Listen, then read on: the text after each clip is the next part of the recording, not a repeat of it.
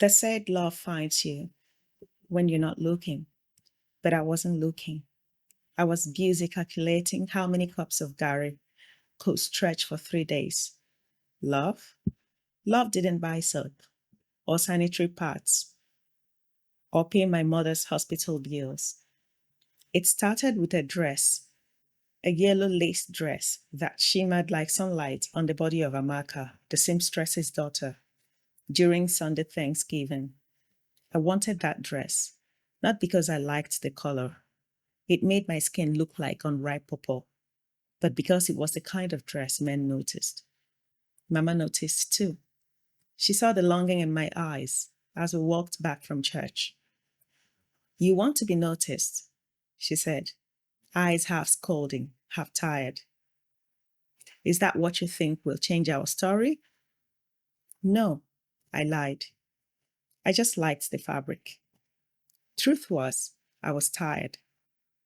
Tired of scrubbing pots until my fingers wrinkled like old yam peels.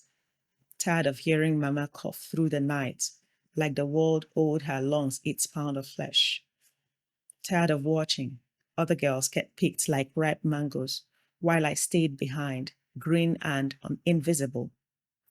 Then Papa came home one dusty evening, face bright, like he'd seen God. Victoria, he said, voice a little too eager. Someone wants to marry you. I laughed. Thought he was joking until I saw Mama's silence. The kind of silence that hangs like a knife just above your chest. He's a good man, Papa continued. Hardworking, humble, quiet. He came to the village to settle. Lives by the old cocoa farm. You remember it? Yes, I remembered. I also remembered the stories about the man who kept to himself, always wore some brown trousers and never raised his voice in the market. They called him Mike, or sometimes that quiet one. And that's how I got sold for a bag of rice and the promise that I would be happier. Nobody asked me what I wanted. And in my imagination, I wore the yellow dress to our small wedding under the mango tree. And Mike, he smiled at me like I was made of starlight and secrets. He came on Tuesday afternoon, the kind of day when the sky didn't know what it wanted. Half sun, half cloud, like it was caught between laughter and tears. I was outside pounding yam, sweat running down my spine, my wrapper slipping dangerously from my waist. Then I had the knock. 3 sharp raps, not the hesitant kind that we were used to. This one had decision in it. I wiped my forehead and peeked past the door curtain. Papa had already opened it wide. Coming, coming, my in-law, he said, a voice loud enough for the dead to hear. I didn't move, just stayed there pretending I hadn't heard. Maybe if I was still, the moment would pass. Maybe the man would see me and change his mind. Maybe he'd say, oh, she's too skinny, or her eyes are too sharp. But he didn't. He stepped inside with quiet feet and a softer face. He wore a plain gray shirt tucked neatly into faded jeans, the kind of clothes that didn't shout but didn't beg either. Clean, humble, boring. He was taller than Papa and broader too, but he moved like a man used to shrinking himself. Then his eyes found mine, and everything in me tightened, like someone had pulled a string in my chest and tied it into a knot. Victoria, Papa called, as if I wasn't already staring. Come and greet your husband. Husband? The word dropped like bad meat in my stomach. Good afternoon, I said, barely above a whisper. Mike's voice was deeper than I expected. Good afternoon, Victoria. His words came out smooth, polished, but not rehearsed, like he didn't waste them often. Papa was beaming.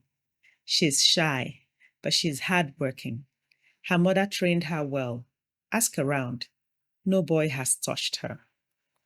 I wanted the ground to open and swallow me, or him. I wasn't picky. Mama didn't say a word. She sat by the kitchen window, pretending to sort beans, but her fingers weren't moving. Mike didn't say much either.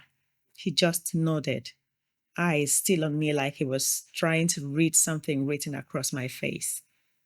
You said you're from Enugu, Papa asked. Yes, Mike replied, but I've lived in Jos, then Lagos, now here, trying to keep life simple. The words made me angry. I wanted to shake him. What gave him the right to choose simplicity when we were born into it? Choked by it and couldn't escape. Papa kept the conversation going, asking about his compound, his work. He said he baked bread and sold in bulk. His plans for children. I heard all of it, but it sounded far away, like someone else's life.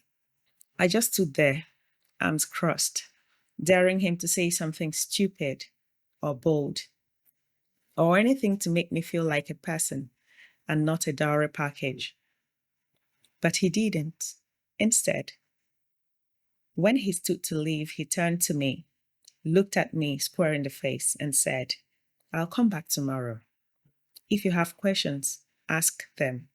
I don't believe in forcing a woman. Then he walked away, and I hated that something in me softened. Mike came back the next day. Same time, same knock. 3 raps, sharp, unbothered, like he knew the door would open. Papa welcomed him with a toothy grin, slapping him on the back like they were old friends. Mama nodded once, then busied herself with peeling cassava she didn't need to peel. I sat under the avocado tree with a ball of okra in my laps, slicing it slow, like the knife was a clock ticking down my freedom. Mike walked straight to me, not too fast, not too slow, measured, like someone used to walking around landmines.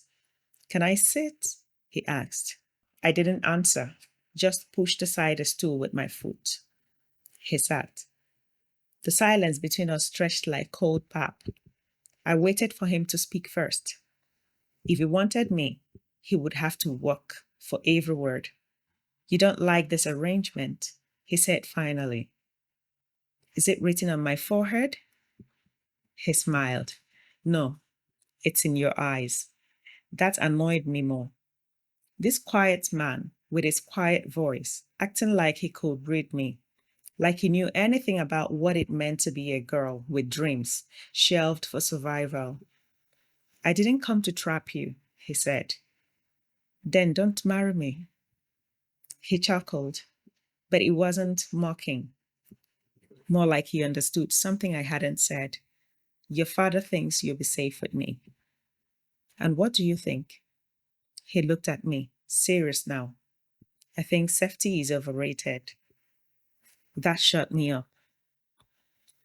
We sat there a while. I sliced okra. He washed the chickens, scratched the ground like they were searching for meaning. Then he said, You want to ask me something? I did. 1,000 things. Why me? Why this village? Why hide behind old trousers and quiet footsteps? But what came out was, What's your real story? He blinked, slow, like he hadn't expected me to go straight for the truth. I was engaged once, he said, in Lagos. She left when I lost my job, took my savings, and married my former boss. I stopped trying after that. You sound heartbroken. No, he said, just awake. And just like that, something shifted in the air. Not romance, not trust, but a crack. Small, quiet. The kind you don't notice until light starts coming through. That night, after he left, Mama sat on my bed while I braided my hair. She looked at me through the mirror. He's not like the others. Because he speaks softly? No, she said, because he listens. Mike didn't come the next day or the day after that, and I told myself I didn't care. But the fourth day, I found myself staring at the road a little longer than usual. Just to check, I said, just to see if maybe he was carrying bread or fish or another quiet truth. Why are you washing those clothes again? Mama asked, her hands deep in a basin of melon seeds. They smelled like smoke. They smelled like a girl waiting for something, she said without looking up. I hated that she was right. On the fifth day, I woke to the sound of voices outside, low, male voices. One was Papa's. The other, I flew to the window. He stood with one foot on the rock, arms crossed, speaking like he had nowhere else to be. Calm, collected, too calm. I pretended not to notice when I came out with a bowl of beans to salt. Sat by the doorway, eyes down, heart high. Victoria, Papa called. Come here. Mike turned to me with a nod. Morning? I nodded. Papa wiped his hands on his wrapper. He wants to take you into town. Says he wants you to see his bakery, eh? I looked at Mike. Why? He shrugged. You asked what my real story was. I want you to see it. Mama appeared in the doorway. Go and come back before sunset. That was the first time she ever let me leave the compound alone with a man. My chest felt tight. I changed into my cleanest wrapper and a white blouse that had gone dull from too much washing. I tied my scarf with more care than necessary. Mike didn't say anything as we walked, just matched my steps, steady and slow. The road into town was hot and dusty, lined with hawkers selling boiled corn, oranges, and sachet water. He bought me roasted plantain and groundnuts without asking. You're quiet, I said. You're thinking too loudly, he replied. We reached a quiet street and turned into a compound shaded by cashew trees. It was neat, swept, the kind of neat that required attention. The bakery sat behind a bungalow, a plain building with a zinc roof and wooden shutters. But the smell, oh God, the smell was warmth, yeast, cinnamon, and hope. Inside, the air was hotter. Metal trays lined the wooden tables, each bearing golden loaves in different stages of readiness. There was a rhythm to it, men kneading, shaping, sliding trays into ovens, wiping sweat with rolled up sleeves. This is yours? I asked. Mike nodded. All of it. I blinked. I thought you said you were just surviving. I am, he said, just not the way you think. One of the workers greeted him with a respectful boss. Another asked if he wanted the generator started. My eyes narrowed. You said you were broke. I never said that. I said I lost everything once. But you, this? I waved around the bakery. This is not survival, this is comfort. It's control, he said quietly. I live like this because people talk too much. When they think you're poor, they leave you alone. And why does that matter? He turned to me, his face unreadable. Because I don't like being needed for the wrong reasons. I stared at him, the heat suddenly heavier. What reasons are you marrying me for? I asked. He looked me in the eye.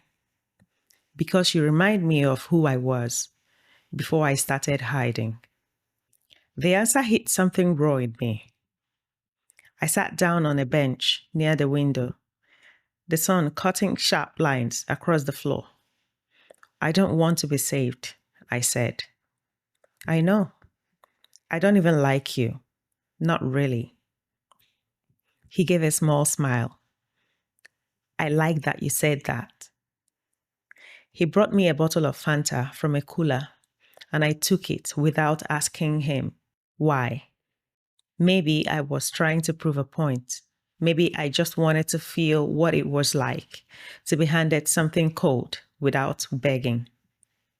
He sat across from me, elbows on his knees. You want to study nursing, don't you? I choked on the Fanta. How do you know that? He pulled a piece of paper from his back pocket, folded and worn. It was the only brochure from St. Catherine's College, the one I had hidden under my mattress for 2 years. You left it on your bed when you went to fetch water. I saw it. My ears burned. You went through my things? No. I was just sitting there. It fell when I shifted. I stared at him. My chest felt like I can't afford the form, I said. I know. You're going to pay for it too? He didn't answer. He didn't have to. I stood. Take me home. He walked me back in silence. No touch, no explanation. Just the sound of our sandals dragging across the red earth. When we reached the compound, Papa was asleep on the bench. Mama was cutting vegetables. Everything looked the same, but I felt different. That night, I lay on my mat, staring at the zinc roof. The rain started sometime after midnight, light at first, then louder, insistent, like a question I hadn't answered. I closed my eyes and saw his hands, not his face, just his hands, clean, strong, stained with flour. And I hated that I wanted to touch them. The bakery changed something in me. Not the bread or the quiet smell of cinnamon. Not even the fact that Mike had money. No, it was the way he lived, hidden in plain sight, like a lion in sheep's skin. I started watching people more closely. If Mike could live like a ghost in a village where gossip traveled faster than disease, then what else didn't I know? A week passed, then 2. He came to the compound, now like it was his second home. Helped Papa clear bush, sat with Mama to peel melon seeds. Once I saw him lift a bucket for the pregnant widow next door. No questions asked. I hated how good he was at it. Do you like him now? Mama asked one evening, grinding paper on the flat stone. No, I said. She smiled. Liking him will be easy, but easy was dangerous. I kept remembering that paper, the brochure from St. Catherine's, how he pulled it out like he had found my secret and held it without breaking it. He hadn't mentioned it again, didn't offer to help, didn't bring it up like a card to play. That made it worse. It made me wonder what else he was holding back. One morning, I woke to whispers. I wasn't supposed to hear it, but the walls of our compounds didn't keep secrets. Why didn't you tell her? Papa's voice, low and tight. She's not ready yet, Mike replied, calm, too calm. You think she won't find out? It's not time. What if she says no? She won't. My blood turned to stone. I pushed the door open, like it owed me answers. Papa froze mid-step. Mike looked at me like he'd been waiting. What would I say no to? I asked. Silence. Then Mike said, the truth. Which truth? My voice cracked. He nodded at Papa. Papa hesitated, then left us alone. Mike stepped forward. You want honesty? Always. Then listen. He sat on a bench, elbows on his knees, same way he had the first day we met. I'm not poor, he said, and not just bakery money. I'm from money, serious money. My father ran an oil company, left everything to me when he died. I blinked. So you are a billionaire, technically. A bird squawked from the tree above, like it was shocked too. I sat down hard. Why are you here? I needed to disappear. I needed quiet. I was tired of people wanting my name, not my soul. And me? I asked. He paused. You were the first person who looked at me like I was nothing, and I liked it. That's not romantic. I'm not romantic. We sat there, the world holding its breath. Then I asked the one thing that burned. So, this marriage, what is it to you? His jaw tightened. A restart, a partner, not a puppet. Yet you hid all this. Would you have agreed to marry me if you knew I had money? I opened my mouth, then shut it. No, probably not. I would have thought it was a trick, a game, a trap. Mike reached into his pocket and placed a small box on the bench between us. What's that? I asked. Open it. I did, slowly. Inside was a key, shiny, simple.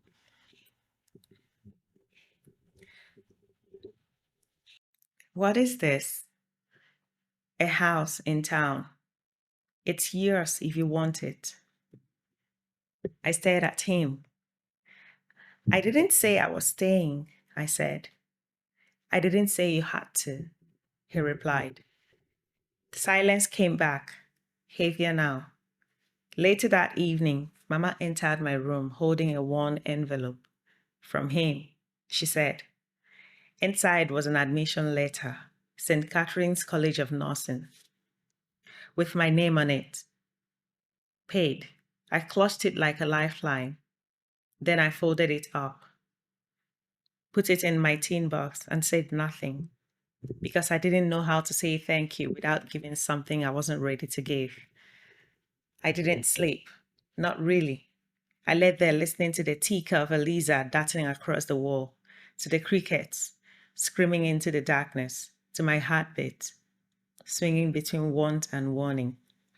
I had the letter. I had the key. But I didn't have peace.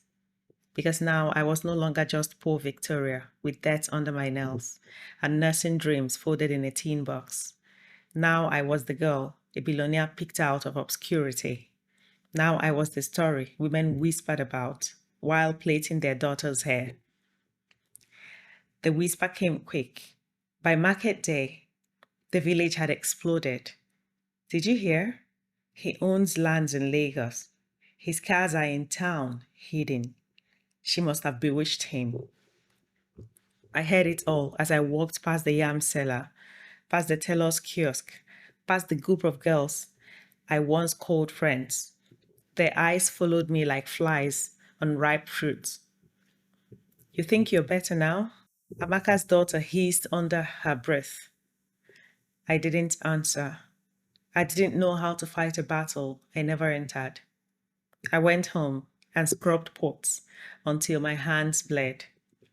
That night, Mike came, not with flowers, not with more money, with silence. He stood outside, hands in his pockets. I heard what they are saying. I said, arms crossed. I expected worse. You should have warned me. You said you wanted the truth. I gave it. He reached into the bag slung over his shoulder and brought out a loaf of bread. My favorite kind, coconuts, slightly burnt edges. I didn't take it. I hated that he looked so comfortable in my chaos. They say I bewitched you. Did you? I almost laughed. They say you're going to dump me once I'm moving. I won't. They say you're hiding more. He didn't flinch. I am. I stared at him. Then say it. He leaned forward. I have a house in Maitama. I have 3 cars, a company in my name, my father's shares in Shell. I have everything people think they want. And you're still here. I said slowly. Why? Because I am tired of the noise. I felt my anger boil over. You don't get to run from your world and crash into mine just because you're bored. He stood then, face hardening. You think this is boredom? What else is it? You picked me because I am safe. I don't ask for too much. I don't come from a place you'll have to explain to your banker friends. He stepped closer. I picked you because you don't blink when people raise their voices, because you don't chase, you observe, you endure. And you think that's love? He exhaled. I think it's real. My jaw tightened. Then let me say something real. Go ahead. I'm scared of you. That silenced him. I'm scared that if I marry you, I'll vanish.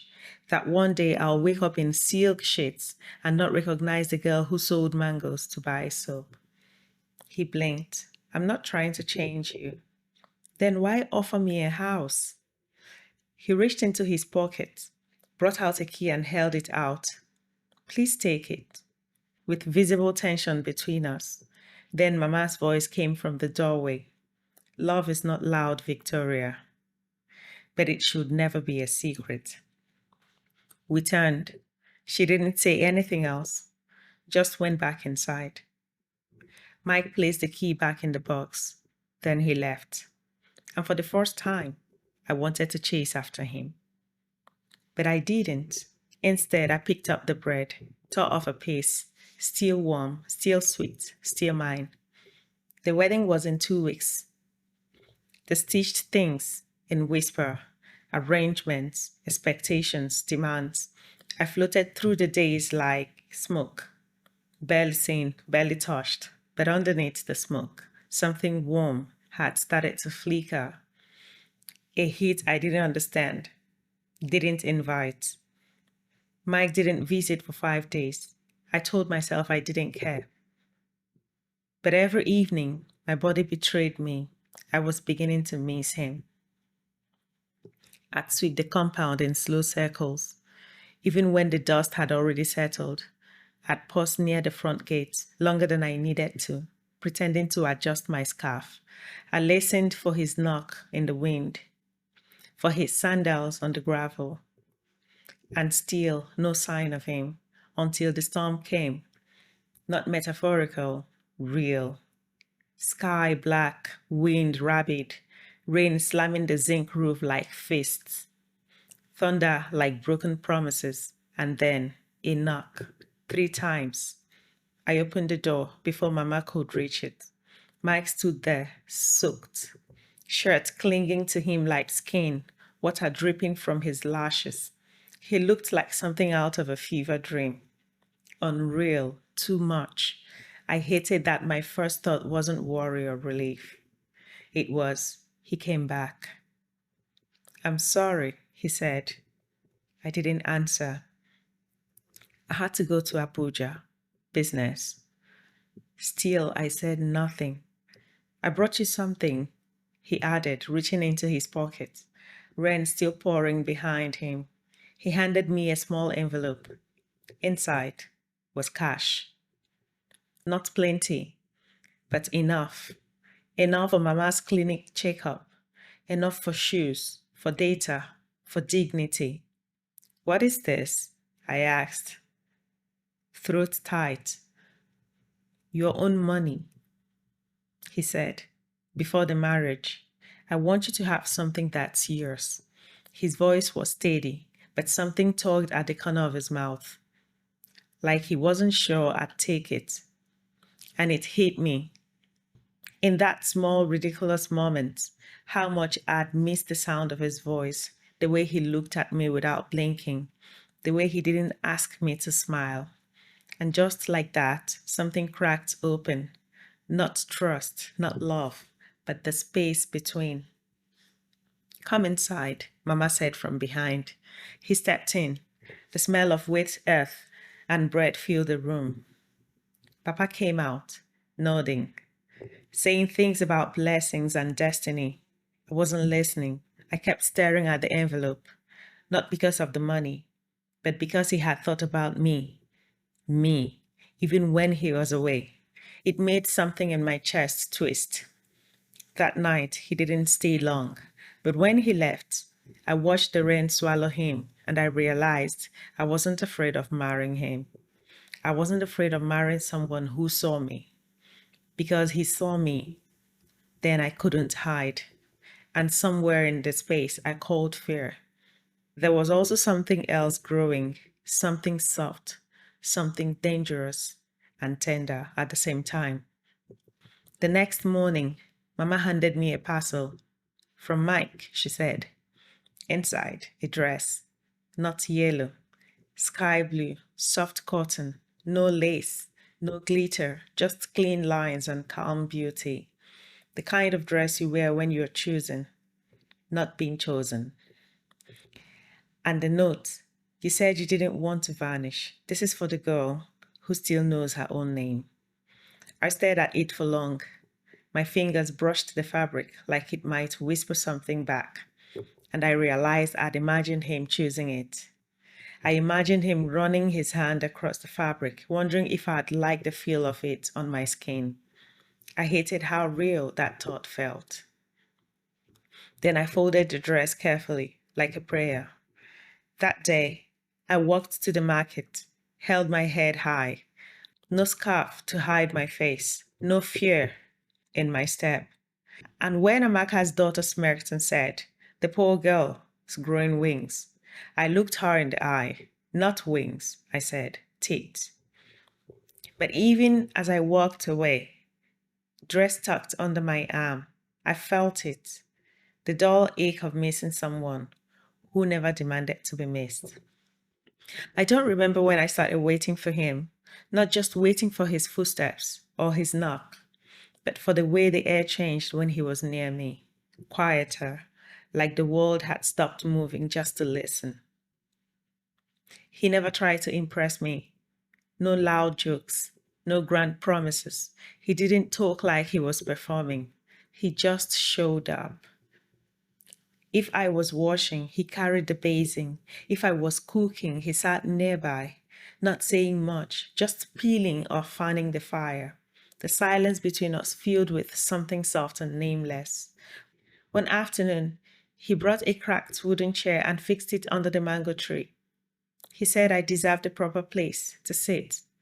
Another time, he found out my favorite soap brand and brought it wrapped in brown paper like it was gold.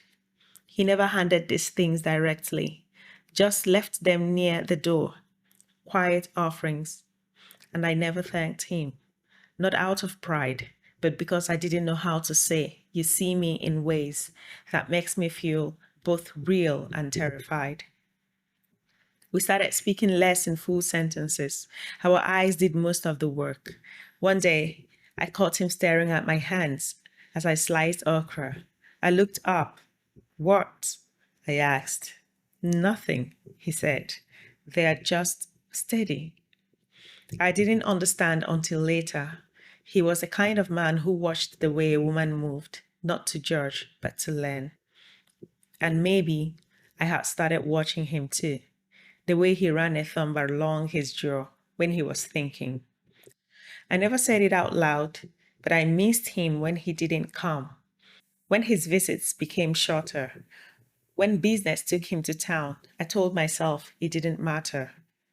But I noticed when the bench stayed empty, when my jokes dropped into silence, when the evening air felt unfinished.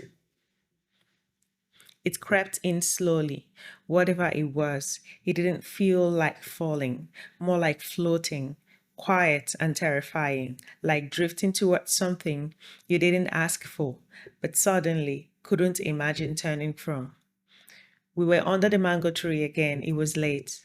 The sky soft with fading light, chickens rustling nearby, settling for the night. He sat beside me, elbows on his knees, quiet, like always. I was shelling melon seeds, the rhythm steady, comforting. He handed me a calabash of water without asking. Thank you, I said, and meant it. He looked over at me, brow slightly lifted. That's the first time. I smiled. Maybe the last. He laughed low and surprised. I'll take it. We didn't talk about the wedding, or the money, or the house. We never did. It felt too loud, too sudden, and maybe we liked the slow way our silences filled the space. Then he said, I used to think love had to be fire, loud, bright, immediate. And now? I asked. He looked straight ahead. Now I think it's more like water. How? It waits, it shapes, it keeps showing up. I didn't answer, but I knew what he meant because this thing, whatever it was between us, had shaped me without thunder, without warning. He stood to leave as the light dipped further into dusk. I didn't say goodbye. I just watched him walk away. And for the first time, I wanted to call him back, not for something urgent, just to say, stay. But I didn't. Instead, I leaned back in the chair he built, the one he sanded smooth with his own hands, and I whispered into the wind, maybe I am in love. And the wind didn't laugh. It just carried it away, gently, like it understood. It was Mama who saw it first, not with dramatic revelation, not with gasp, but in a way old women notice rain before it falls, through air, through silence, through stillness that hums. She didn't ask me anything. She just started watching. When Mike handed me the calabash without looking, and I took it without asking, she watched. When I gave him the softest part of the yam, the one I usually saved for Papa, she noticed. When I smiled quietly at something he said under his breath, a smile so small, even I didn't know it had formed, she caught that too. Mama was always watching, and she started moving differently around us, slower when he was near, quieter when we spoke, as though she didn't want to break whatever was forming between us. Papa, of course, was slower. He was knee-deep in planning, goats, drinks, guest counts, dowry lists. We'll give the church people Fanta. Elders get palm wine. That way everyone is happy. He said it proudly, chest out. Mama just nodded. She knew he was more excited than he wanted to admit. But one evening, after dinner, something shifted. Mike had come to. Mike had come to drop bread. We didn't talk much. We just sat in the compound, watching the firewood glow and crackle. He sat across from me, not too close, not far. But the way he looked at me, eyes soft, unhurried, you'd think he was memorizing something. Papa caught it. Papa caught it. His chewing slowed, his hand paused mid-air. When Mike left, Papa leaned back and folded his arms. That boy doesn't look at her like someone who's buying a bride, he said. Mama glanced at him. How does he look at her? Papa scratched his chin, like someone reading his last prayer slowly. Like if he looks away, it might disappear. He didn't speak again after that. But the next morning, he gave Mike the last piece of suya from the wrapper. He didn't offer anyone else. That's how Papa said he approved. With meat, of course. The wedding plans moved like water on the sun. Slowly, steady, shimmering. The chosen color, sky blue and red. The seamstress came with tape and pins. Auntie Amaka tied cloths around my waist like she was claiming territory. You look like someone's dream, she said. Just remember to walk like you know it. I didn't respond. I was still learning what it meant to be chosen. That night, Mama came into my room. No knock, just presence. She sat behind me and picked up my comb. You don't say much anymore, she said. gently undoing my twist. I'm thinking, that boy, Mike, he sees you, he loves you. I turned slightly. He's not loud about it. No. That's how. I turned slightly. He's not loud about it. No, she said. That's how I knew your father loved me. Not with noise, but with knowing. She began parting my hair. You talk less, but you often soften when he's near. You look at him like you're afraid to blink. I don't know what it is, I whispered. Then it's probably love. The real kind doesn't arrive fully formed. It takes shape, like cloth around the body. Her hands moved with care. I'm scared. Good. It means your heart is awake. When she finished, she pressed her forehead to mine, a silent blessing. Then she left me in the dark with my thoughts. I didn't feel alone. The engagement ceremony came with the sun, soft and gold, pouring into the compound like approval from the sky itself. The canopy was tied with raffia string, chairs arranged in curved rows. The neighbors came in early, faces shining, wrappers tied high. The elders sat in the front, their hands folded on walking sticks and knees that had survived generations.